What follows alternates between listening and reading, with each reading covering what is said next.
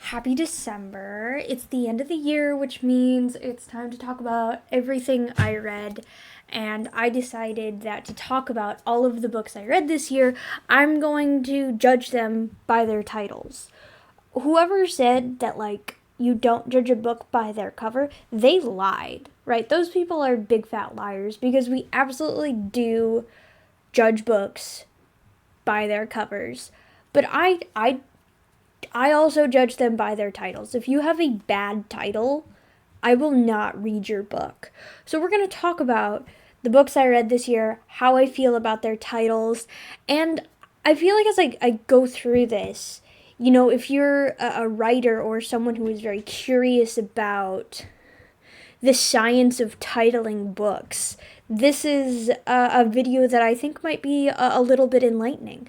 So let's just go straight into it. I made a tier list. 100% Hooked, which is a title that immediately I saw it, I maybe read a sentence of the blurb just to make sure it was okay, and then I added it. Perfect for the Story. These are titles that I might not think are super cool, but when you think of them in the context of the story, they fit.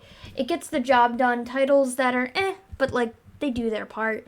Generic titles that are forgettable, and every other title that I see out there. And then why did you name it that? Titles where I'm of all the things, why that? I don't know if I'm gonna get any in that category, but we'll see. So here we go. I have 51 books. I read 51 books this year, and let's take a look at them. The first one is A Prayer for the Crown Shy. This is definitely going in the it gets the job done, because it is a sequel title. So basically what happens in titling is that once you get your first title done, sometimes what writers do is that the titles that follow will have something to do with the title that precedes it, so that way you sort of know without really needing to look at the author that these two books are related. For example, Sarah J. Maas, her book, A Court of Thorns and Roses, and then it's A Court of Mist and Fury, and A Court of, she uses that so you know that all of those books belong together, even though they belong with each other just by title alone, and you can tell that. And if you're wondering, hey, can other authors take advantage of successful authors' titles, title their books like that in order to trick people into thinking that they're related? Yes. Yes, you can.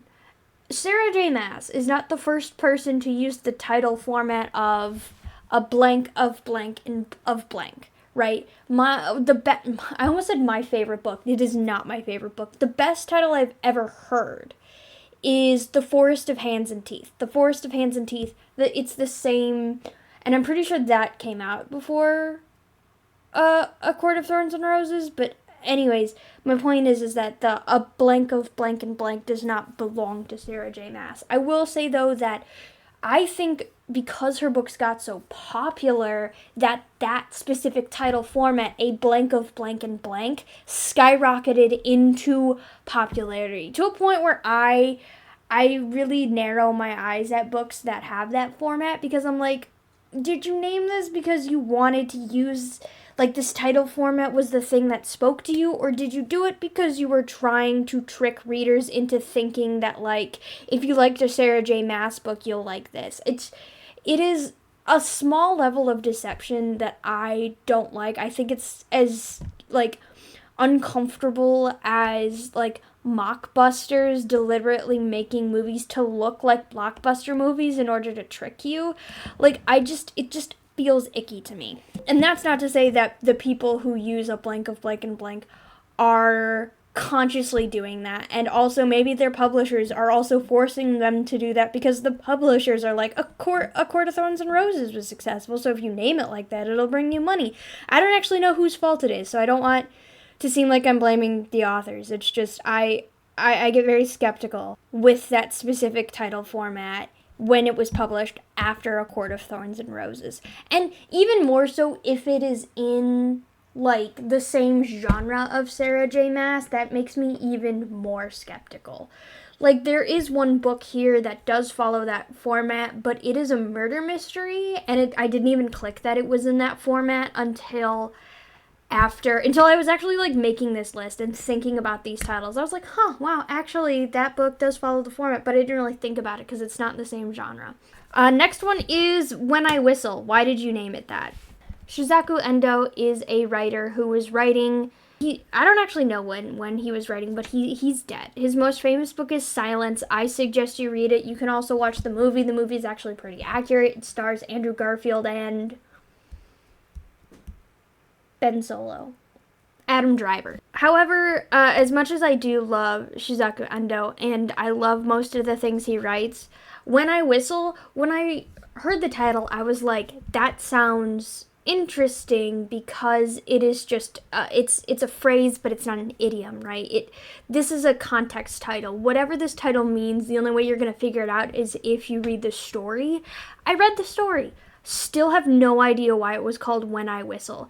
There is a train, but it's never in reference in as whistling. There is no characters that whistle. There is no whistling motif. There is nothing to do with whistles. I have no idea why it's called When I Whistle. So I'm sort of like, why did you name that? Why did you name that? You could have named this just Flatfish. That's one of the characters' names. I would have accepted it if you just named it Flatfish. I would also die for Flatfish, okay? This book was not as good as I wanted it to be, but Flatfish made it worth it, especially because his name is Flatfish. Ballads of Songbirds and Snakes. I think this is a perfect fit for the story. It's not like something where I'm like, ooh, what does that mean? And it's hooking me in, but it captures everything that like Suzanne Collins was trying to talk about. Ballad, so music is important. The songbirds versus the snakes. The mockingjays have a very important role in the book. Snakes have a very important role. So when you read the book and you come back and you look at the title, A Ballad of Songbirds and Snakes, you're like, okay, like this title is actually perfect for this story. Next is Miracle Creek by Angie Kim. But I'm actually not going to judge it on Miracle Creek. I'm going to judge it on the title that it was supposed to be, which is Miracle Submarine. Angie Kim wanted it to be called Miracle Submarine, but her editor was like, no, Miracle Creek will work. If I were to judge it by Miracle Creek, it would end up in this title. Why would you name it that? That's the city that this place takes place, but the creek is not significant in any way. But if you think about it in terms of the title that it was supposed to be Miracle Submarine, boom, perfect for the story, right? We just went up 4 tiers because Miracle Submarine this book is about an HBOT lab, and the lab itself is called Miracle Submarine, and the whole plot of the books is around this HBOT lab, Miracle Submarine, blowing up. So this is a proper noun title. It's about a location or it's actually about, like, I guess a company or the lab itself, but I would consider it a location title because one, Miracle Creek, but also like the Miracle Submarine refers to the actual lab, and I would think that if you named a book after a building, I would still consider that like a location title, because some books are like that. Well, you know, if you think of titles as like, what's the most important thing that you want to convey to your reader? Because when you read the title and then you read the book, you know, Miracle Creek is like repeating in my head, like, this is going to be important, this is going to be important, this is going to be important, and I'm waiting for it to be important, but Miracle Creek, it never came, but with Miracle Submarine, it did. You know, if you think about The Lightning Thief as a title, you're thinking, you know, when is The Lightning Thief, those words itself, that concept itself, gonna actually start being significant? And when you hit that first moment, like, boom, The Lightning Thief, like, you're being accused of being the Lightning Thief, you're like, oh! And spoilers for that book, spoilers for Percy Jackson, right? This book, you know, you go in thinking that the Lightning Thief, that's referring to Percy. But at the end, you realize that the title wasn't actually talking about Percy, it was talking about Luke, and that the title is actually referencing the villain. And that's good. That is good story work. Before the Coffee Gets Cold is our next one. This is a context title. It doesn't mean anything to us until we actually read the story, and this one was like 100% hook. This is such a good title. Like, Before the Coffee Gets Cold, that's great. Like, what does that mean? What does that mean? And this book is about time travel, and the whole thing is like, when you time travel, you can only stay as long until the coffee gets cold. So the title gets actually mentioned a few times, and I love it. Some people don't. I love it when titles get mentioned in the story itself, because I'm like, whoever says it, that's got to be the most important character. The context and what it said has got to be important. It's just like, I love it. I love it. Some people don't, and that's fair.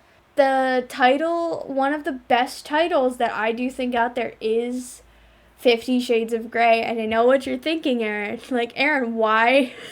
Why 50 Shades? Because 50 Shades of Grey as a title does so much work, because it's like referencing specifically the moral grayity of literally Christian Grey, but also it is a reference from a quote in the book, which is, "This is 50 Shades of fucked up," and I love that. I love it when book titles are based off of a quote in the book itself, because it's almost like a spotlight. So you're like, when they say the quote, you're like, this is the thing you're supposed to be paying attention to. This is the scene in which I have named my entire book after. This is it. And I love it. Not everyone does, but I do. Okay. So the next is The Locked Door by Frida McFadden. This is generic. This is a very generic title. It doesn't really do anything specifically for me. I mean, obviously, it was interesting enough that I picked it up. This was not a book on my wish list. This was a book that I picked up that was in the Available Now section of Libby, because I was between holds, and it was a thriller. So I was like, okay, the cover looks professional. The title is interesting enough. I didn't really like this book. In fact, I hated this book, and I feel a little peeved that Frida McFadden won a Goodreads award this year, because The Locked Door was so abysmal. Although I might read her bestsellers. I do that sometimes. Like, with Matthew Mather, I read his bestseller to see if I just read just not one of his greatest works, or if all of his work is like that, and I found out that his bestseller was objectively better than the previous book I read of his, and I'm wondering, it still wasn't great. Like, I rated his bestseller 3 stars, and the other book I read of him, I rated that 1 star. So, Locked Door, I think I rated 2. Maybe I'll look at her bestseller and see if it's better. I don't know if it is. I don't know. Frida McFadden doesn't work for me. It works for a lot of other people, but not for me. Little Thieves is a... How do I feel about Little Thieves? Because I do want to say it gets the job done, but at the same time, it's also kind of just perfect for the... Okay, I'm going to say it's perfect for the story. Because it works. So, Little Thieves is an idiom title, and usually idiom titles... It's a hybrid title, actually, because it's an idiom title and it's a context title. So context titles are titles where they don't make sense until you actually read the book, and then you're like, oh, gotcha. And idiom titles are basically titles that clearly reference an idiom, a turn of phrase, a metaphor, or something like that. So Little Thieves specifically is an idiom title in that it is a reference to an idiom, but the idiom is specific to that story. I don't think that the actual idiom it references is a real idiom used out in the real world. I don't know. I've never heard it except for in the context of this story. And the idiom is something like, little thieves steal coin and greater thieves steal kingdoms, but only one goes to the gallows. That's, I think, of what it is. And so, for what it is, I think it fits really well. And I actually really love this story. I love a character who is flawed in a very interesting way. I think something that I see a lot in writing is that, protagonists have very palatable flaws, and flaws that still make them sort of likable, which is fine, right? Love what you want to love. But there's something so good about a girl who is like, I'm so greedy. Like, I love it. Like, in the novel I'm writing, my main character, she is an envious bitch. She is constantly jealous of all of her sisters. It's like, let these people be flawed, okay? Percy Jackson kind of ruined everything in the best way possible, because Rick Riordan was very clever, and like Percy Jackson's fatal flaw is that he's too loyal. And then it felt like after that, I have no evidence to support this is just a vibe, and then after that it felt like everybody's flaws was too much of a good trait. And it's like, yes, that can work sometimes, but not all times. I'm so sick of the flaws being like, I'm just too noble, I'm just too good, I'm too kind, I'm too loyal. No. I want your flaw to be that you never tip your waitress. Give me some good flaws. Also tip your waitress. The Kite Runner was a very good book. I think the title, however, is a title that gets the job done. And here's the thing. A title that just gets the job done is not a bad title, right? Sometimes that's all you need to do, right? Like, I still picked up this book. And with the content of the book, The Kite Runner works very well, because that this story is not about the main protagonist, it's about the main protagonist's friend. And I can't remember any of their names, because I can barely remember any of these characters' names, because I read 50 books this year. But I like how the Kite Runner references not the protagonist, but his friend, so that way, as you're reading, you keep in the back of your head that, like, yeah, this is we're viewing it through the lens of our main character, but this book is not about him, it is about his friend. And there aren't a lot of books that do that, where the protagonist is not the book is not about the protagonist. The protagonist is simply the eyes in which we're viewing the story. The only other book that I can actually name that does that is The Great Gatsby, where Nick is, right, his name is Nick. Well, his name is Nick for the purpose of this. Nick is just there and witnessing Gatsby. So it's the same kind of vibe. Memory Keeper's Daughter, generic. It was interesting because, like, this is a book about Down syndrome. Like I literally put into a Google search engine books that have Down syndrome representation, because my little brother has Down syndrome. And this was the book that popped out. And I'm kind of mad because, like, this book was not really about the girl who has Down syndrome. I think her name is Phoebe. She's there for, like, maybe 30% of the book, which was sad because, like, the title is, like, about her. She's the Memory Keeper's daughter. The Memory Keeper refers to a brand of, like, camera, and about how her dad gave her away because she had Down syndrome. So there's a lot of drama, and, like, the majority of the story is basically you're kind of witnessing the family fall apart over the supposed loss of this daughter, even though that she's not lost, she was given away. The dad told the mom that the baby died in childbirth. So, like, the whole premise of this book is that there is a lie that has been told at the very beginning, and you are watching the family crumble. And so Phoebe isn't really a main character, so I wouldn't really... I'm kind of mad that this one's at, like, the top. The one when you put it in a Google search engine, this is the book that comes out, because it's like, it doesn't really have her in it that much.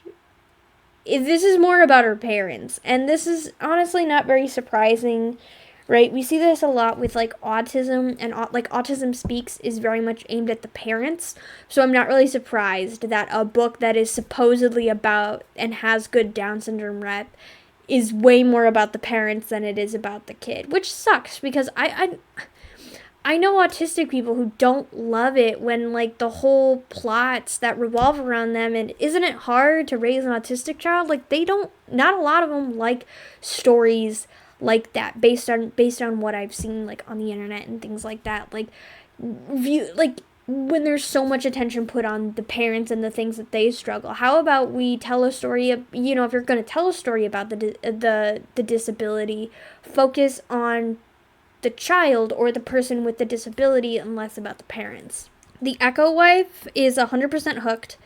This is a 100% hooked.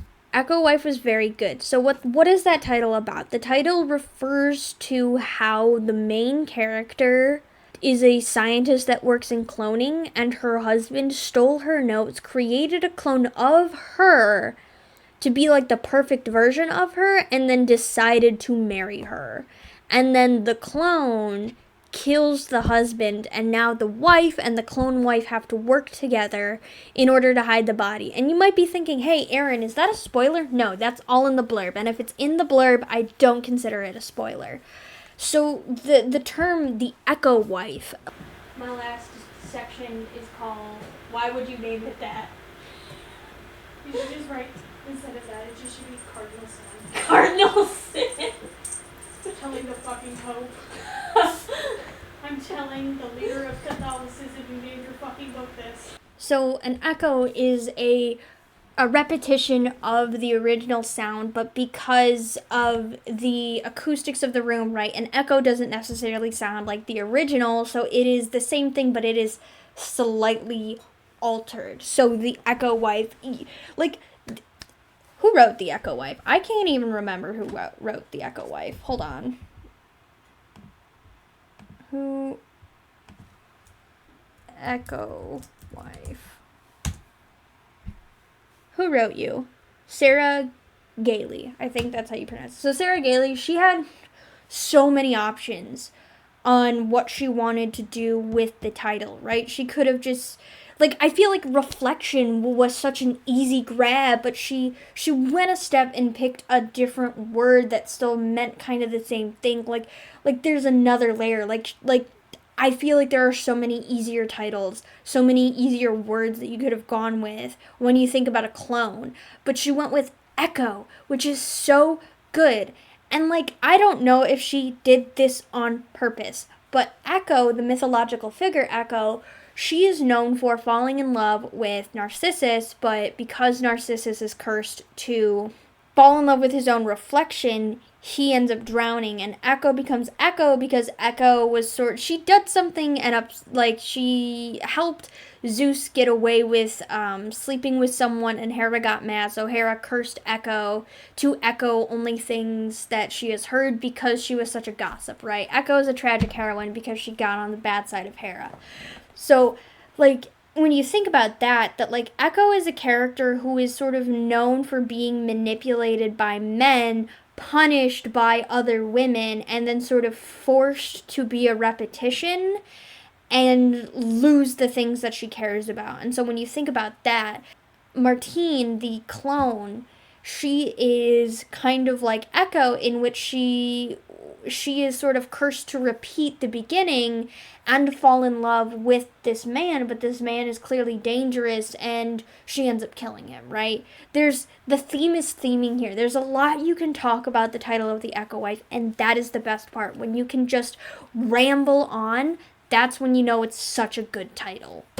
Next is She Drives Me Crazy. I think this is an It Gets the Job Done title.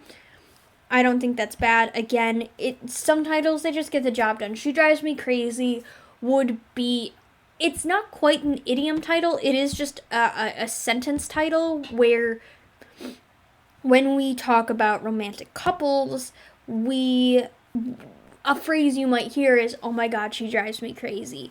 Like, I think it's a fun title. I think it was a fun romance, but there's not much really to say about it. Like, you know, I would assume as a romance person, you see She Drives Me Crazy, and you're like, oh, this is probably going to be an enemies to lovers, and you sort of pick that up if that's your vibe. This is an enemies to lovers.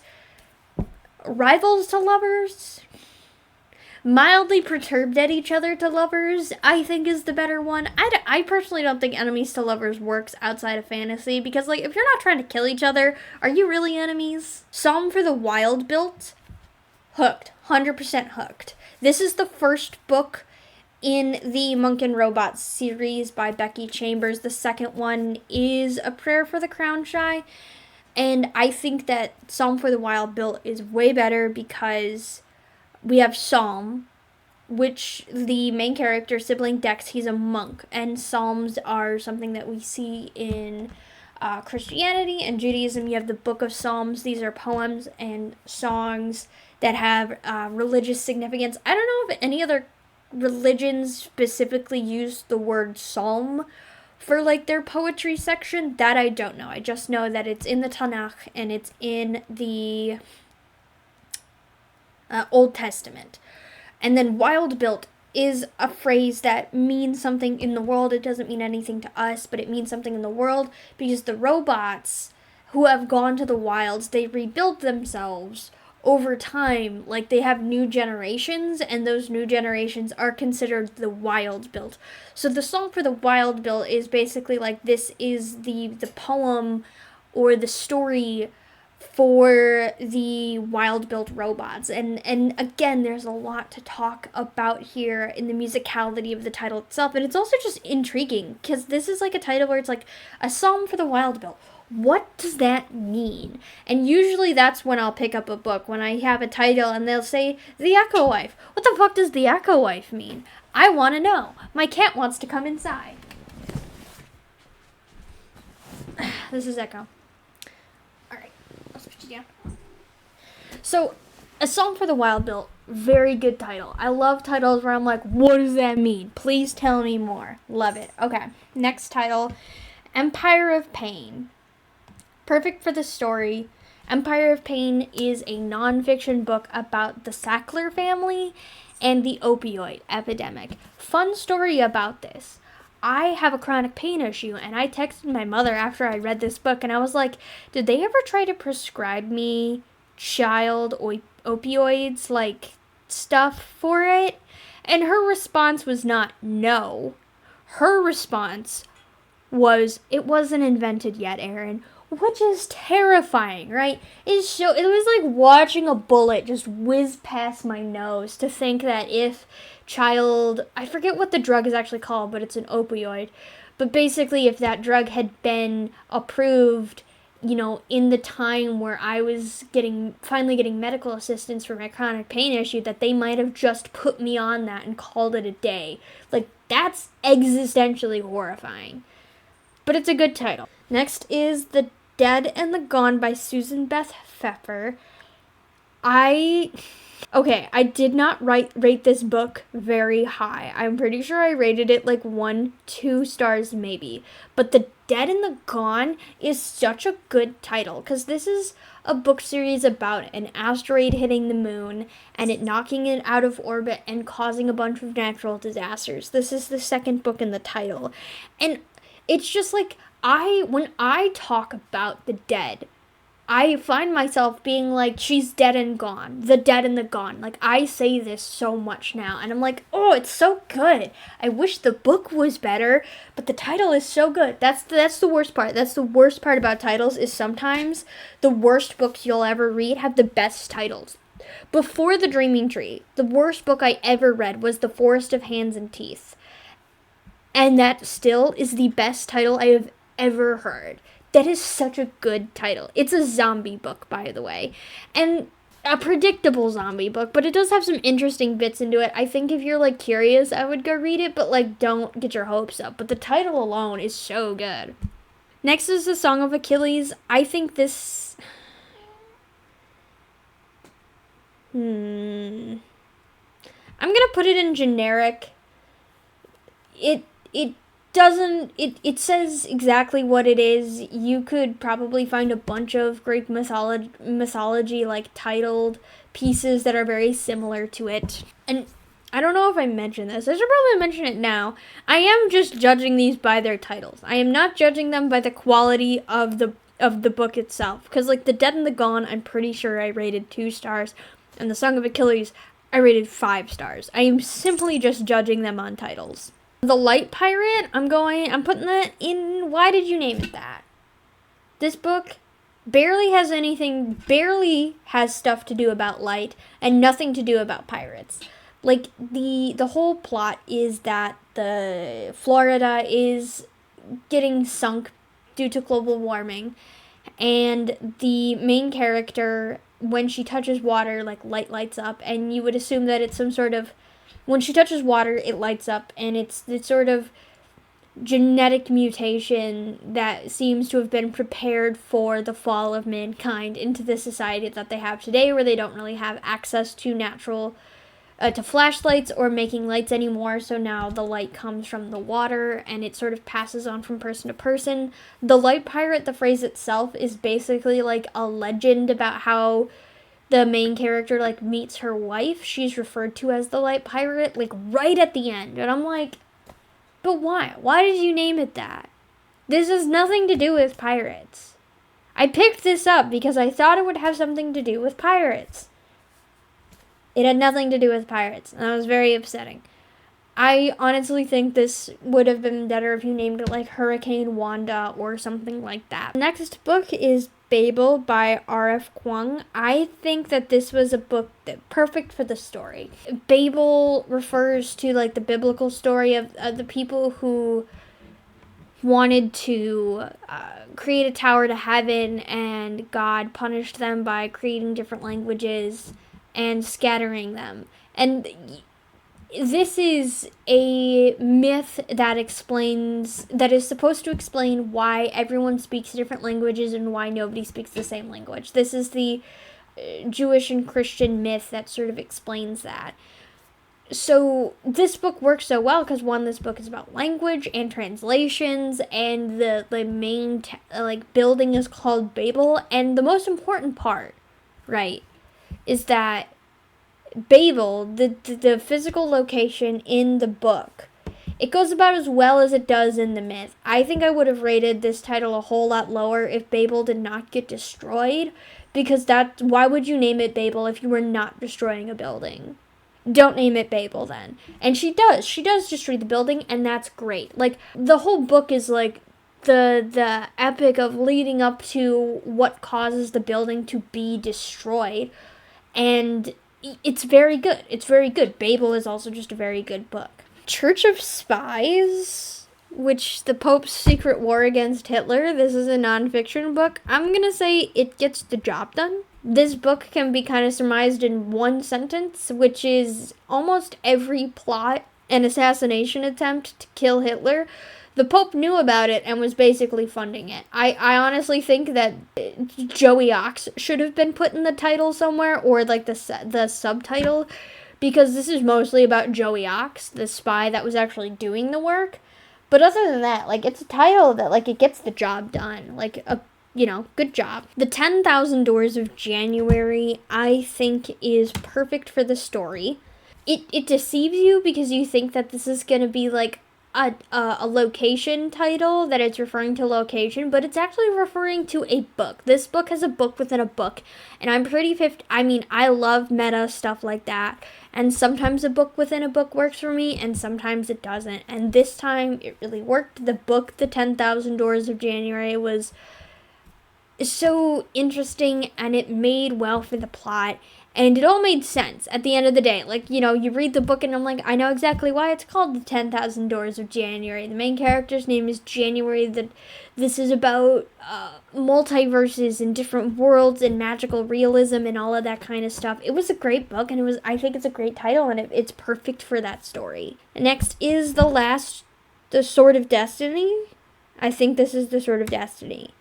I'm gonna go with generic. King Arthur called. He wants his title back. Next is The 7.5 Deaths of Evelyn Hardcastle, but the original title is just The 7 Deaths of Evelyn Hardcastle.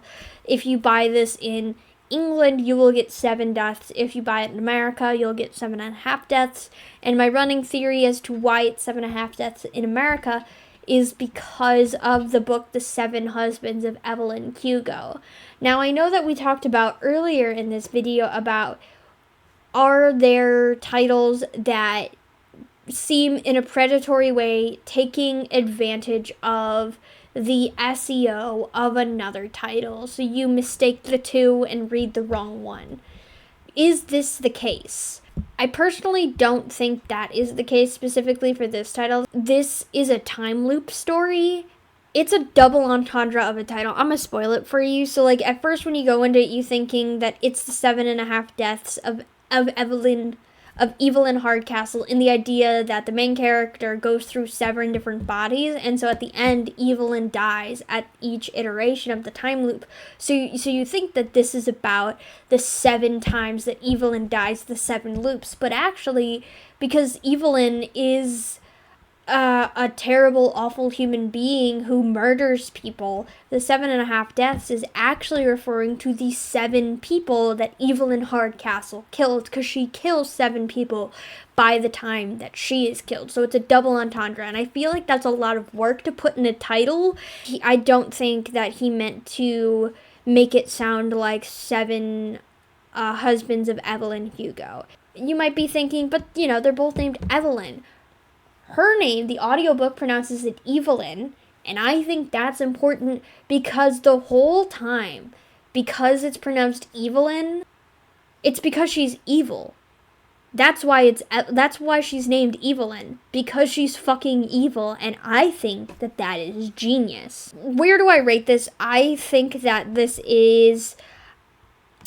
it's perfect for the story because there's a lot to talk about it here and to discuss, and the fact that it has 2 meanings. I also like that about it. Sarah's Key is another book that has a changed title. I've been on this thing ever since I read The Girl with the Dragon Tattoo, and I learned that its original title is Men Who Hate Women. I now try to check to see if books have original titles, and I want to know what those original titles are, because often the original title is objectively better than the ones that the publisher went for. So Sarah's Key was originally written in French, and I believe the French title is Elle s'appelle Sarah, which means Her Name Was Sarah. Her Name Was Sarah, way better title than Sarah's Key. This is a Holocaust story. This is about the Veldiv, I think it's Veldiv, the Veldiv roundup in France, where they rounded up a bunch of Jewish families, including a lot of children, and they sort of held them in this stadium for several days with little food and water, and then they were brought to concentration camps. And this was done by the French police. And Sarah, there's this crawl space in her house, and she locks her little brother in it, and she's very little, so she didn't understand that she wasn't coming back. And so when she escapes the concentration camp, she tries to go home to get her brother out of the crawl space, but her brother is dead. And it's a very traumatic experience for Sarah. I think the fact that it's called Her Name Is Sarah is better because the book doesn't tell you Sarah's name. It withholds that for a very long time before it's like, my name is Sarah, and that's supposed to be a moment. You can tell the way that it is written that is supposed to be a highlight moment, that the author, the way she wrote it, this is the moment, this is what you need to be paying attention to when she calls herself Sarah. And I think that gets lost when you have changed the title from Her Name Was Sarah to Sarah's Key, because now we're focusing on the key when we should have been focusing on Sarah. If you are Jewish and you've read this book and you're willing to share, does this book creep you out? Okay, because the main character at the end, she's pregnant. The main character is pregnant throughout the story, and at the end of the book, she decides to name her child Sarah after this a Holocaust victim that she was doing research on. And for me, that felt weird, and I would love to know what people in the Jewish community think about that, if that's also a little bit weird. I don't want to say it's fetishizing it, but it's very close to it.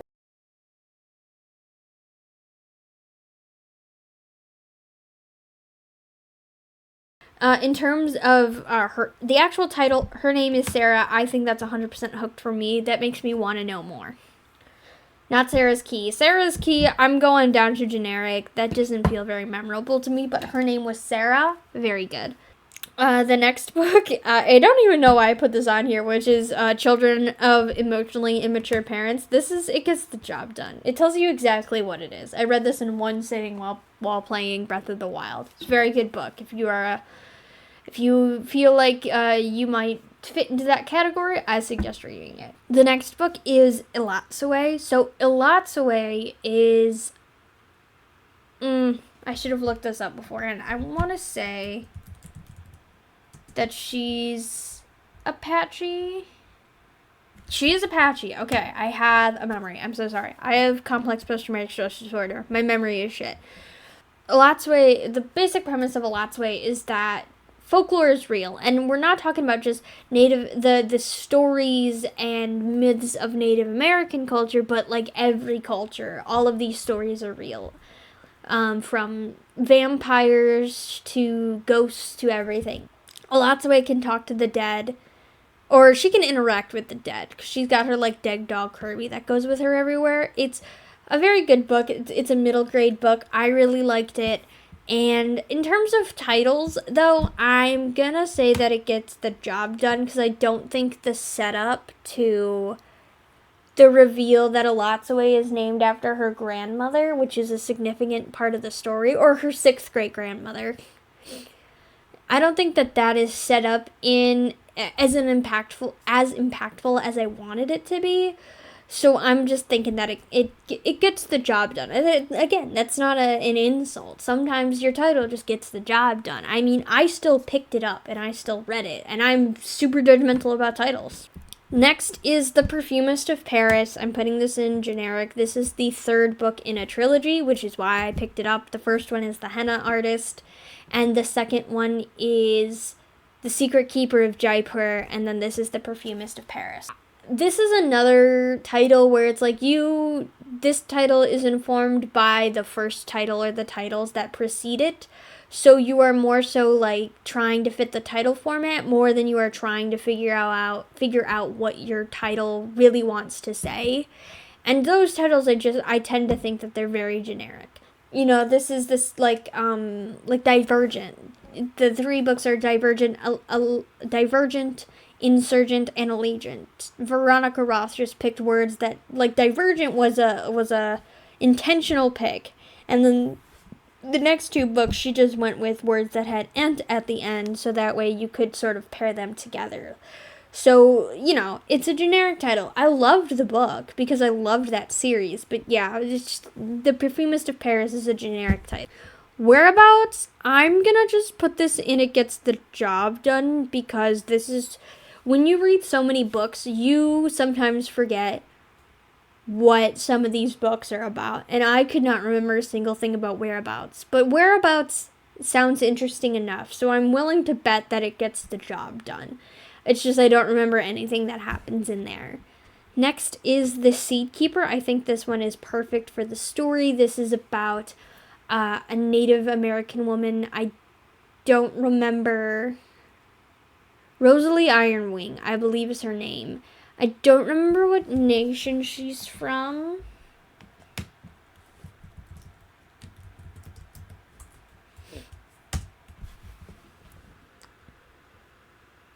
She's Dakota.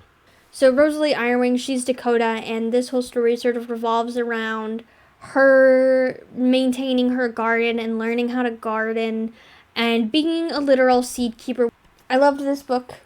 It's the first book that really portrayed foster care in a way that was relatable to me as someone who has gone through the system, which was very nice. It was the first book really about foster care that did not depict it as like this insidious evil place where every boy is a peeping Tom, and my foster care experience wasn't great, but like sometimes you look at the media and you go, that's what you think it is? Great, love that.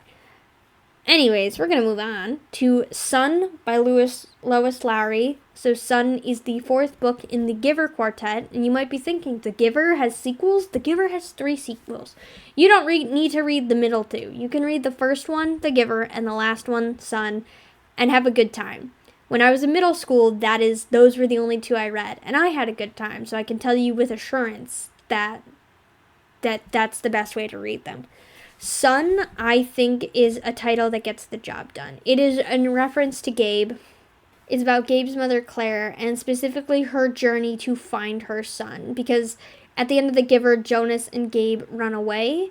And so Claire basically goes after them and finds her son. And the ending of Sun brings me to tears, because it is one of the best endings that I've ever read. The ending of Sun is just so good, and it's so cathartic, and I recommend that everybody read it. People we meet on vacation. I think that this is a story that, I think this was one that just gets the job done. it makes you think more about the minor characters in the story as much as you're thinking about the main characters, and that I think is very impressive. Because, when are we ever really thinking hard about the minor characters in a story? But because the title is specifically emphasizing them, it makes you want to pay attention to them more. This is also the first, book labeled, categorically a romance book that I've ever read. Not for any other reason other than, I've never really been interested in reading just straight romance. I typically like it as a subplot. I love romance. There are some video games that I play specifically for the romance, like Dragon Age and Divinity. I love it when there's some love. So, I don't hate romance. It's just I've never gone out of my way to read the romance genre. And obviously, like you saw, She Drives Me Crazy, that's another romance book. But I read People We Meet on Vacation before She Drives Me Crazy, and I had a great time. I'm very glad that my first sort of jump into the genre was very good. I'm scared to keep going because I know that there is a lot of books that aren't great. Colleen Hoover. But I really liked People We Meet on Vacation. There's therapy in it. That's amazing. We love people who go to therapy. Going to therapy is sexy. Go to therapy, everybody. Agatha Christie's Death on the Nile. I'm gonna say that it's kind of generic. I feel like, and maybe that's because, maybe people have copied this sort of title format, but I don't know. Death on the Nile, it just feels like I've heard it before. And maybe that's just because Agatha Christie has written a lot of books and she's kind of known as the mystery thriller author. I don't know. It's not vibing for me. This is also another book where I do not remember most of what happened. I genuinely do not remember most of what happened on it, but I remember pieces of it. Next is Messenger. Messenger, I'm going to put in generic. It's a title that it's just one word, so there's not a lot to work with. And it is a context title, so it makes more sense when you read the book. In that specific book, people get titles based on the things that they do, and the main character wants to be Messenger, but he passes away at the end, and it's revealed that he was supposed to actually be Healer. It's interesting, but I just feel like it was a title to put there because he needed a title. A Gathering Blue, again, I think this is a title that gets the job done. In this book, Messenger is the third Giver book. Gathering Blue is the second Giver book. And in Gathering Blue, it's specifically referring to Blue Thread because the main character is a child that's getting exploited by her betters because she has this talent with thread work. And they need blue to repair it, and it is about getting the color blue. And I think it works and it gets the job done because there's something interesting to talk about it. Because Gathering Blue and Messenger, they are referring to the same character. And obviously that is making a point to that character. It makes us want to pay attention to him. He's obviously important. 2 of the books are named after him. But he's actually not really that important, which is kind of sad. And I think that's where it falls short for me. Next is The Giver. 100% hooked. The Giver was such a good title because The Giver, it is not an official title in any capacity, right? Jonas is chosen to be the receiver of memories, and the active receiver of memories just says, "You can call me The Giver." And I don't believe we ever get that guy's name. I think we only ever refer to him as The Giver. And when you think about the title itself and it's referencing this old man and you think about the book just in the context of the old man, you really get an understanding of the psychological horror that is the society that Jonas lives in and the things that Jonas has to do as a child. And also about Rosemary, the girl who was selected to be receiver of memories before Jonas. I feel like she comes more center stage with the title The Giver than if you named it after Jonas or after Gabe. The next one, I think I'm going to put it in perfect for the story. This one's called Everything You Wanted to Ask Native Americans, but Were Too Afraid to Ask. Right? That's what it's called? Everything you wanted to know about Indians but were too afraid to ask. That's what it's called. Good title. It's perfect for the story. It does exactly what it is. It's this like question and answer sort of format about various questions about Native Americans. I believe that he's Menominee. He's Ojibwe. I knew that he was in Milwaukee, so I knew that he was Menominee, Ho-Chunk, or Ojibwe. I believe those are the three nations that I know that are in the Wisconsin area off the top of my head. There could be more, but those are just the ones that I'm aware off the top of my head. But that book's good. I recommend it for anyone. I don't remember a lot of what's in there. Usually when I read nonfiction, I don't really retain a lot of the information. If I can pick up one or two things, I consider it like my time well spent. But I recommend anyone read it. Concrete Rose is a title that got me 100% hooked. I still don't quite know what this title means. This is The Prequel to Hate You Give by Angie Thomas. Concrete Rose. This is about her dad and and it is about his dad, specifically about being a teen parent to 7, and then his girlfriend getting pregnant with Star, the main character of the second book. And it is about, the main character wanting to make money to support everyone and feeling like the only way to get good money is to go into drug dealing and other gang activities versus the people in his life that are trying to keep him out of that by having him like work at a grocery store, and the neighbor who gardens and all of this stuff. It's a very complex story, and it's very beautifully written, and it's just a phenomenal read. And I would say that I actually liked Concrete Rose more than I liked The Hate You Give. And that's not to say The Hate You Give was bad. I rated that 5 stars. The Hate You Give was so good, and the audiobook performance is phenomenal. Like, I'm pretty sure that the narrator at one point starts crying because, like, the character is so upset, and it's just a phenomenal performance. And the audiobook performance for Concrete Rose is also phenomenal. I learned a lot about gangs. Across those 2 books, I've learned a lot about gangs. Part of its success, I think, is the way how it talks about how the system really is set up against black families, and how sometimes it feels like drug dealing is the only option, and or being in a gang is the only option. And I think that these perspectives are important because it's so easy to say everyone has a choice. But when you read this book, you kind of understand, like, why Maverick drug deals. You get why he does it. You kind of feel sorry for him. You're like, man, I wish there were better options for you. But there just aren't. It's sad and complex and fun and good at the same time. And I recommend everyone read Concrete Rose. It was so good. So good. Next is The Maidens. This is a generic title. It's a noun title. It refers to a group. The maidens in the book are a specific group of people, but like at the same time, the girls are not as big as a focus. This is a Dr. Jekyll and Mr. Hyde book, in that, like, the whole twist is that, like, a person with 2 sides of a personality, one that is pleasant and easy to be around, and one that is violent and murderous. And I hate Dr. Jekyll and Mr. Hyde. And I hate stories that try to create antagonists that are, like, inspired by them.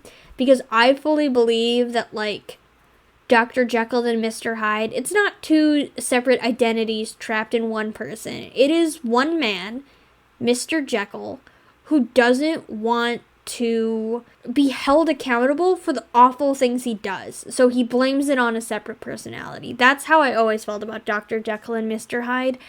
And I just don't like books where that is the thing, where it's like 2 people trapped inside. And it's like, no, this is just a person who doesn't want to be held accountable for their consequences. And also, the twists that happened in The Maidens wasn't for me. This was an uncomfortable book. I don't like the way that the protagonist was portrayed, the characters were portrayed. Ugh. And then the title at the worst end was generic. I think I'm glad my mom died by Jeanette McCurdy. I'm putting that in 100% hooked. This is a book. This is just a sentence title. It tells you exactly what you need to know, that she is glad her mom died.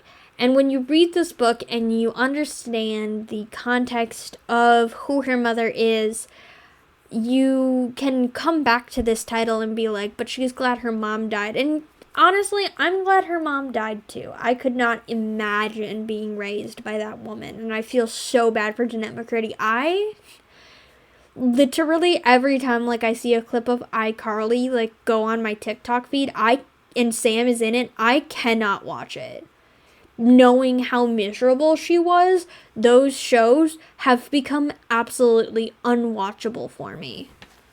The Handmaid's Tale, I think that this is something... where do I want to put this? Here. No wait, come on. I think I'm going to put it in It Gets the Job Done, because there's not a lot going for this title. It's not doing a lot fundamentally. It is just a title that works. It gets the job done, The Handmaid's Tale. And obviously we know that like The Handmaid's Tale, this is a context title. We don't really know what it means until we've read the entire story.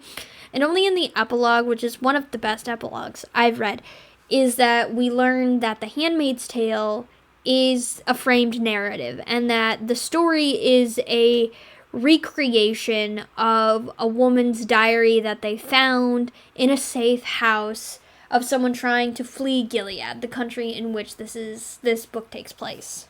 So I think the most interesting part about the novel is that The Handmaid's Tale is just the name of the document, of this woman's document, and I think that's good. The next title is The Maid. I think this is generic. The Only Good Indians.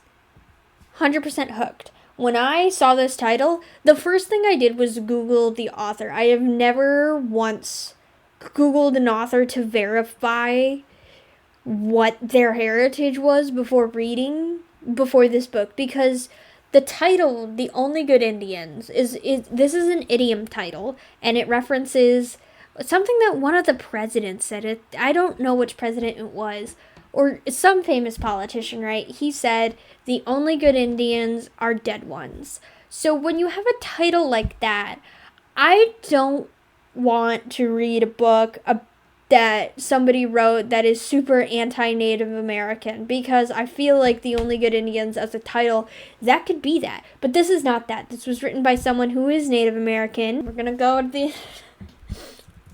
What is your... He's Blackfoot. Nope.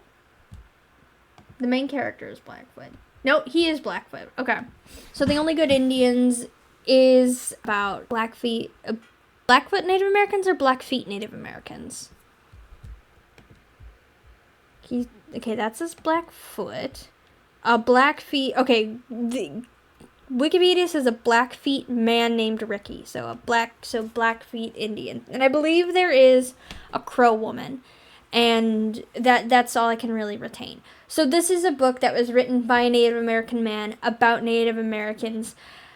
Again, with the title The Only Good Indians, I'm like, I don't want to read some white supremacist bullshit, so I went and verified the author right away, because I was like, I don't want to touch it if this is like a anti-Native American book, because the title is referencing an anti-Native American sentiment. The only good Indians are a dead one. And, I mean, this is a psychological horror. Psychological horror. This is just a horror novel. And it is about these 4 men who die. Native Americans who die. And so, like, the title works so well because, the only good Indians are a dead one. And it proceeds to, like, go through all of these men and how they die, that the antagonistic force of this book agrees with the sentiment that the only good Indians are a dead one in what had happened to her. I loved this book so much. I think about this book all the time. If you want a book that really has something interesting to say about mercy, this is the book to read. Because, like, okay, I'm Catholic, right? So, my religious doctrine has a lot to say about mercy, and I don't necessarily agree that, like, you should forgive people because they ask for it, or just because. Like, even the Bible doesn't necessarily say always forgive. They actually say, like, you should forgive 70 times 7, which, if you think about it, like, you only forgive a finite amount of times before you have had enough. I basically interpret that to be like, you forgive until you become self-aware that you are constantly forgiving them. When you sort of realize that you are in this dynamic of constantly forgiving someone who doesn't really care to change, that's when you know you've hit your 70 times 7. You get to sort of quantify what counts as one forgiveness. So forgiveness is such a tricky thing. Forgiveness and mercy is such a tricky thing to talk about because you want to be able to talk about it, but you don't want other people to feel bad for the things that they don't forgive others for. And it's so contextual. Like people don't deserve mercy, but that's exactly why you give it out. And I think The Only Good Indians has the most important, like, it says so much about mercy at the very end that I would be like, yeah, everyone read this book. Next is The Last Wish, and I'm gonna put this on It Gets the Job Done because I don't specifically remember, because this is a short story collection in The Witcher, and I don't quite remember what The Last Wish is about, but I remember most of the short stories in this specific collection because it's the one that the Witcher series was based off of. But I've kind of gotten over just making fairy tales more gruesome just because you can. Like Renfrey being Snow White and like the way that it twists. Not for me. The Beauty and the Beast one in this one was good though. I liked the Beauty and the Beast version in this book, and honestly, not the way that the TV show does the Beauty and the Beast, but this book's The Beauty and the Beast is so good, and honestly, that and the Ada story are the only two stories that I've ever liked in The Witcher. Like, I've DNF'd the series. I have no interest in reading it anymore, but I liked Beauty and the Beast, and I liked the Ada story. Mallory?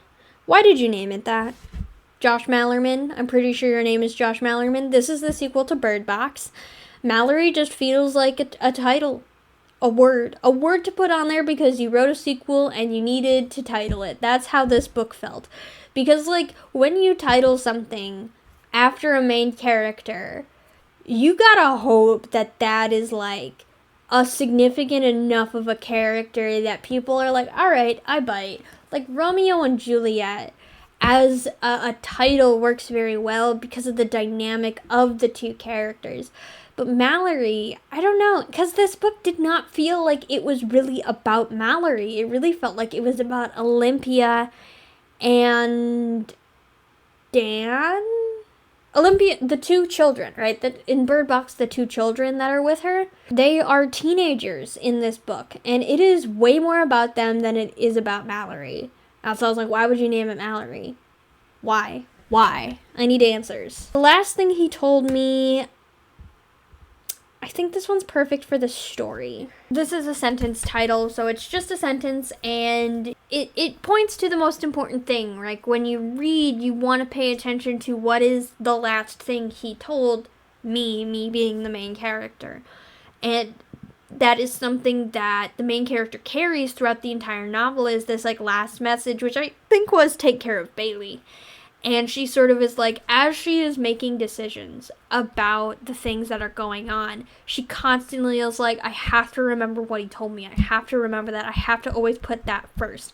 And that is how she concludes most of her information. And it's very good. The title does so much work, and I love that. And also, if you want to love something like Gone Girl without the disgusting stuff, you can read The Last Thing He Told Me. It is a much better version than Gone Girl. Okay? Like, maybe I'm in my own camp where I can't sit with Gone Girl just because of the conversational landscape we have about women and sexual assault, that I just cannot in good conscience say that Gone Girl is a good book. Crazy Rich Asians, I think this is perfect for this story. I love that it has a double meaning because it's Crazy Rich Asians as in Asians that are very rich, but I believe that the main character, in her frustration, it's like, you're all just a bunch of crazy rich Asians, as in rich Asians who are crazy because these rich Asians are, in fact,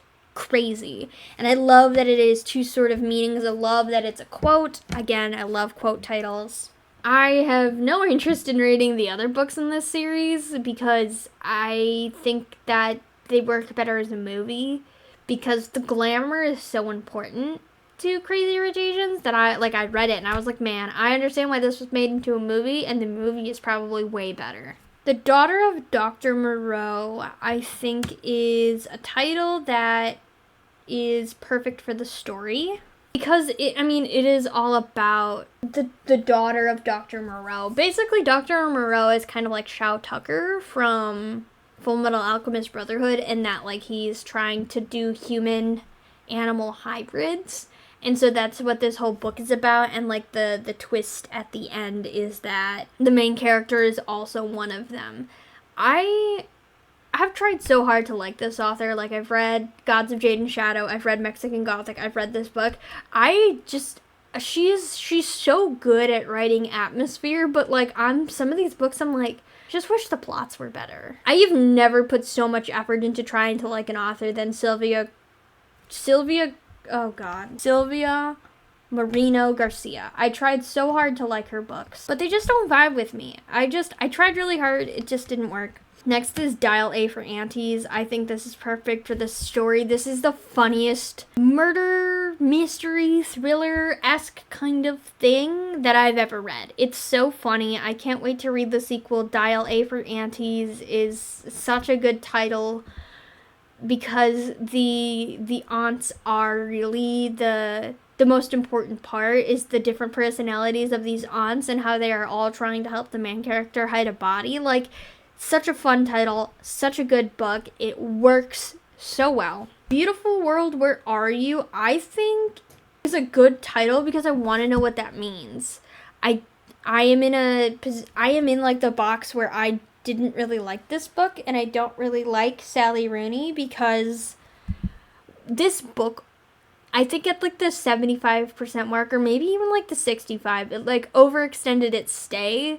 Like, the inciting incident parts of the plot ended, and the book kept going, and I was like, why? Why are we going? I refer to these books as nothing novels, in the idea that, like, nothing really happens, and I don't find that entertaining. I don't really love literary fiction, because a lot of literary fiction, in my opinion, are nothing novels, and I don't find them very entertaining. You might find them entertaining, and that's good. There is obviously more to a novel than the actual plots. I think that this is just a novel sort of about characters and just kind of getting, like Sonder, like just becoming very aware of the complexities of each of these characters, and it doesn't really do much more than that. And some people like it, and some people don't, and I'm just in the pool of people who don't. But Beautiful World, Where Are You is a great title. I want to know what that means. I want to know more. That is such an interesting title. I don't think I will ever hear a title like that ever again, and that's what makes titles so good. It's where you're like, this is a one of a kind. I will never hear this again. Those are great titles. The Botanist's Guides to Party and Poisons. This is my one book that is in the a blank of blank and blank format. I don't remember anything that happens in this book except for, like, how the one character gets poisoned and that there's a character named Dr. Astor. That's all I remember. I think that this is a very generic title, unfortunately, and I think that's just colored by Sarah J. Maas and the popularity of A Blank of Blank and Blank. This is a book that has sequels. I have no interest in reading the sequels because, like, okay, some mysteries and thrillers are really good because it is just, the main character is just a guy who was at the wrong place at the wrong time. And they have to experience the things that are going on with them. That's like Resident Evil 7, this book, A Botanist's Guide to Parties and Poisons, even like Cyberstorm by Matthew Mather. These are just people who are at the wrong place at the wrong time, and they have to experience what is going on. I don't love when those books have sequels because, like, this is just the whole appeal of the main character is that he was just a guy, and now he is no longer just a guy. And then the appeal loses on me. It's like, what do you mean he's no longer just a guy? Now he's someone significant? Snooze fest. An Elderly Lady is Up to No Good is 100% hooked. This is a collection of short stories. It was originally written in, I think, Swedish. And, I mean, the title tells you exactly everything you need to know. This is about an 80-year-old woman who murders people that annoy her. Like, her reasons for killing people are 80-year-old lady reasons, and I love it so much. Go read this book. It has a sequel. I can't wait to read the sequel. Go read this book. You will thank me. Next is The World We Live In. I think The World We Live In is another 100% hooked. Again, I think I rated this book like 3 stars. But the title is so good. And the first book in this series is called Life as We Knew It. And it's just like Life as We Knew It, the Dead and the Gone, This World We Live In. Great titles. I don't think I'm going to hear titles like that again. Like, it's just so interesting. I just wish the books were better quality. And the last one is the Netahanyus. This is, I'm going to just generic. It's just like it tells you exactly what it's about. I did not love this novel. It was very weird for me. It was recommended me by one of my friends, and it's just like this auto-fiction piece about, I guess not even auto-fiction, it's just, I guess technically kind of auto-fiction piece about this professor and him meeting the Netanyus family. It worked. It just wasn't for me. So, I'm gonna put it in generic. So, as we can see, we've got a pretty even spread of books and where they belong in each category. I'm surprised that I put as many in 100% hooked as I did. I never really think about this until, I make something like this. So tell me what you think of titles. What is the best titled book you ever read? And also, do you even like that book? Cause like in this section, I have books that I've rated 2 stars and books that I've rated 5 stars. And I have books down here that I've rated 5 stars. And I don't think actually in the last category, I'm pretty sure it's a 4-star, a 4-star, and I'm pretty sure all of these are 4-star books. Like, obviously, the title of a book does not equate to the quality of it. I really love titles, and, a lot of people talk about content and quality and covers and things like that, and I just want to talk more about titles because I think titles are so fun and so interesting and honestly the most important part. And also, editors, let people title their books. Stop telling them to change them. Because the titles that are changed are objectively worse, okay? Like, the books that I know that have different titles, all of their original titles are better. With maybe the exception of 7.5 Deaths of Evil in Hardcastle, because the only change is that it's 7.5 instead of 7. But that is all we have from me today. These are all of the books that I've read in 2023. I'm excited for 2024 to see sort of a bird's eye view of the sort of books that I've picked. I noticed that in this sort of set, I have a lot of Native American or Indigenous persons books. That's what I've noticed. And I'm wondering what my trend for 2024 will be. I'm very excited to figure it out, and I hope you're here to figure it out with me. Leave a comment, leave a like, tell me what you think, and I will be seeing you in the next video.